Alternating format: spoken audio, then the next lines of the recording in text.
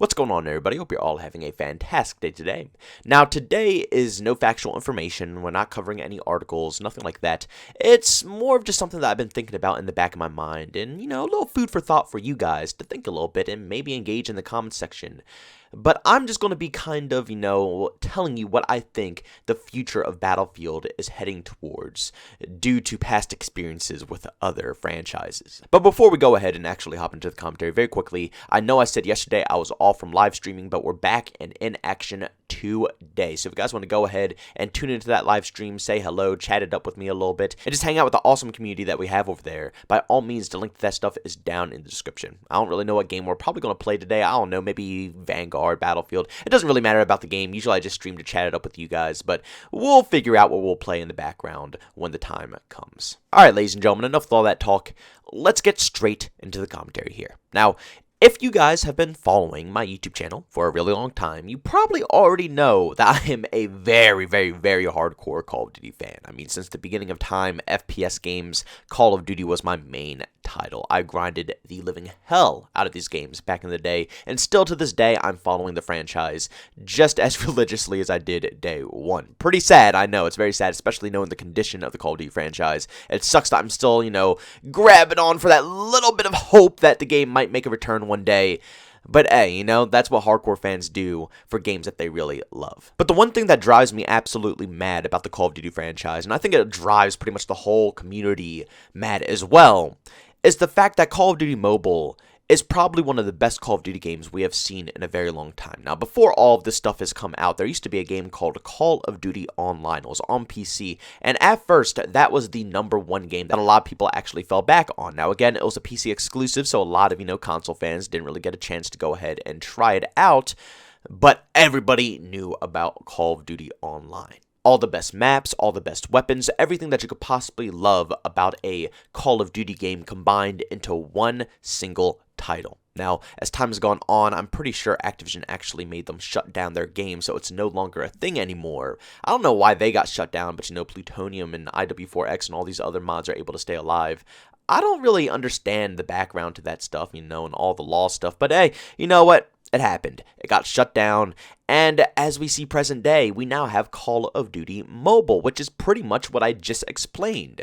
It's a all-around perfect Call of Duty game. The best weapons, the best maps, the best specialists, the best characters, everything that you love about Call of Duty combined into one little mobile title. Sounds absolutely great, doesn't it?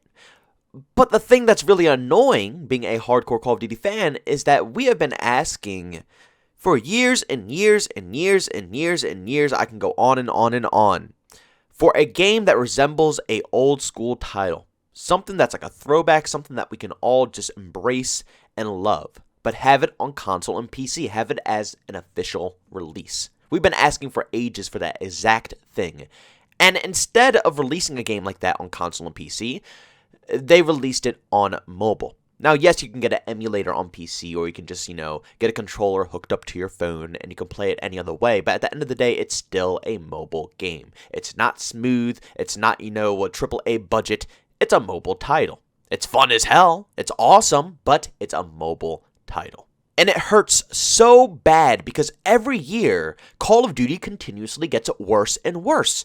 And they're not stupid. They have now proven to us that they're not idiots. They can craft a title that can resemble a really good Call of Duty game, but they are just choosing to put it in mobile instead on all platforms. Now, luckily for us PC players, we have a mod called SM2 coming out soon, which is just like Call of Duty Online, but it's going to be, revamped, and with more Call of Duty titles, including jetpack titles and stuff like that, with all the weapons and maps from there. So it's going to be a really good mod and a cool game to play. It's going to be running on the Modern Warfare 2 engine, so the movement and all that other good stuff from Modern Warfare 2 will be the exact same thing in SM2.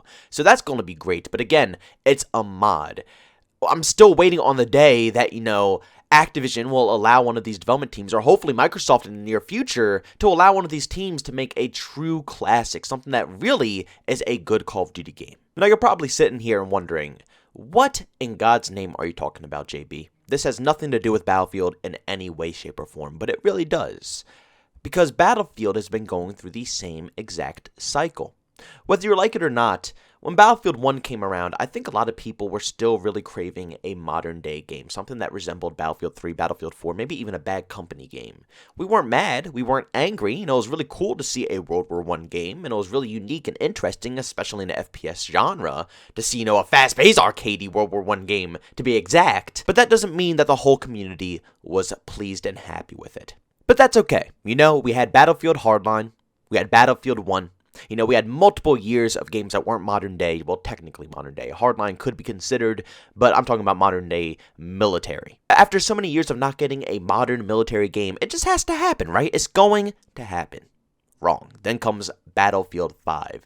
And Battlefield 5, as we all know in the very beginning, even though it's polished off now, in the very beginning, was not the best Battlefield game. So, after all of those years, and having to go through the whole horrifying cycle of Battlefield 5 and waiting for that game to be polished off. And again, Battlefield isn't Call of Duty, doesn't release every single year, so we have to deal with these games for a long time. After going through all this crap, yeah, you guessed it, the Battlefield community is tired. And then comes Battlefield 2042. After being exhausted and begging for a game that resembled Battlefield 3, Battlefield 4, just any modern or near futuristic title, they finally advertised something like that to us, and they abused it. They abused it. They knew that we wanted this oh so badly, and they knew if they advertised it correctly, they would make the initial sales off of the game anyways. Thankfully, a lot of people didn't go ahead and purchase this game, and they watched content creators such as myself and a lot of other people go through the pain and suffering of this game and showing why it's not worth the money. The sales were actually so bad that in a couple of videos ago, I actually showed it off to you guys. EA is considering, making free-to-play options and changing a lot of stuff around the game because they're extremely disappointed in the way that this game turned out. Battlefield 2042 didn't just do poorly because of the optimization and the horrible bugs. It did poorly because of the atmosphere of the game. People didn't like the setting and the vibes that the game gave out. And because of that, it also cost the game a lot of sales. Now, I don't know if a lot of you guys forgot about this, but EA also has another thing that they're holding back from us. I don't know when they're going to go ahead and release it, but that is Battlefield Mobile. And if you remember from the screenshots, I made a video about this actual, game itself a little while ago. But from the screenshots and all the information that we were able to see, it looks exactly like a Battlefield 3 or Battlefield 4 styled games. The maps, the same weapons. It is literally what Call of Duty Mobile is. Battlefield Mobile is going to be a mix of some of the best, Battlefield games that we've been begging and craving for such a long time. But guess where it's going to be at?